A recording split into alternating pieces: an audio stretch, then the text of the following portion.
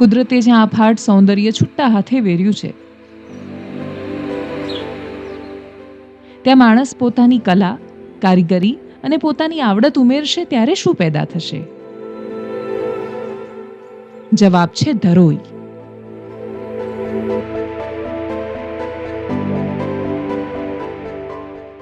મહેસાણા જિલ્લાના સતલાસણા તાલુકામાં સાબરમતી નદીની સુંદરતા સાચવીને બેઠેલું ધરોઈ ખાલી બ્યુટીનું જ નહીં, આખા ઉત્તર ગુજરાતના ટુરિઝમનું સેન્ટર પોઈન્ટ છે.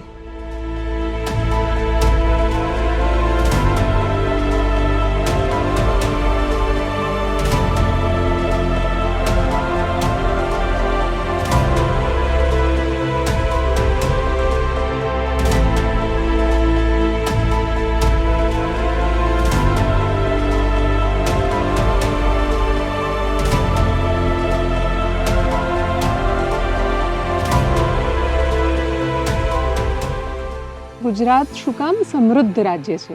એટલા માટે નહીં કેમ કે અહીંયા માત્ર ઉદ્યોગો છે ને ખૂબ બધા પૈસા છે, એટલા માટે કેમ કે અહીંયા કુદરતી સંપદા બહુ છે, નૈસર્ગિક સુંદરતા ખૂબ છે.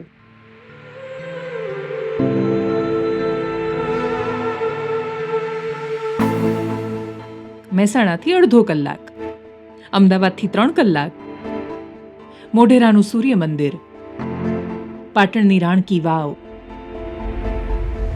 સિદ્ધપુરનો રુદ્ર મહાલય, પ્રાચીન નગર વડનગર બધું જ આસપાસ છે.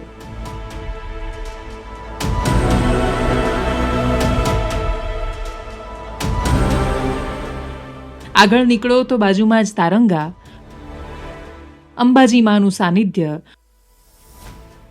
બાલારામ જેસોર સેન્ચ્યુરી. 3-4 દિવસનું તમારું ગુજરાત દર્શન પાક્કું ગણી લેવાનું.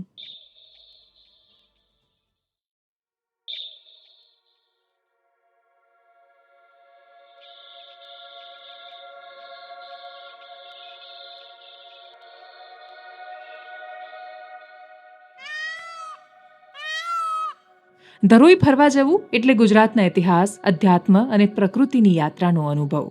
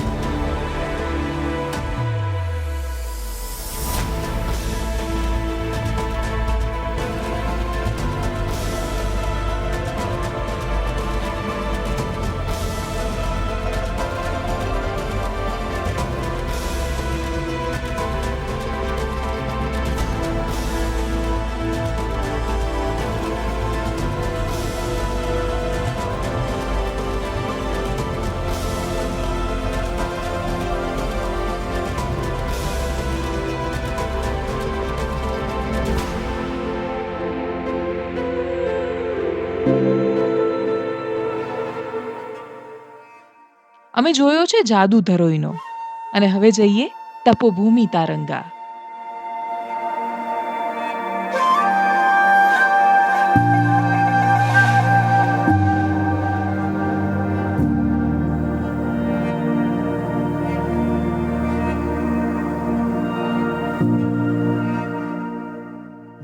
નામ જ કેટલું અદ્ભુત છે. જ્યાં મનના તરંગોને શાંતિ મળે એવો વિસામો એટલે તારંગા.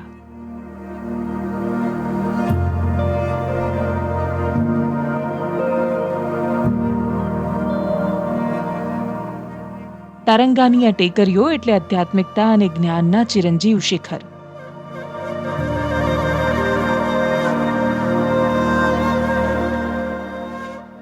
અને તારંગા પર ચોમાસું એટલે સંન્યાસીએ ઓઢેલી લીલીછમ માગ ચાદર.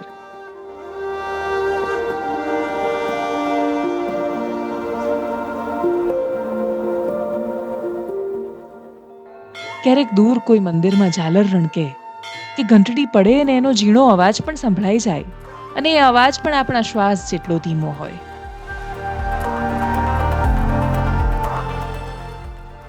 તારંગામાં જળ, સ્થળ, નભ બધું એક જ છે.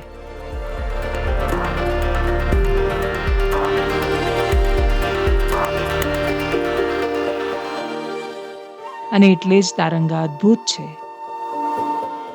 તારંગામાં શાંતિને પામવાની સાથે એકદમ અનટચ્ડ રસ્તાઓ પર ટ્રેકિંગ કરવાની મજા તમને મળે. શ્રદ્ધા સાથે એડવેન્ચર ઉમેરાય ત્યારે મોજ ડબલ થઈ જાય. અહીંયા બધું શાંત છે અને છતાં સતત છે.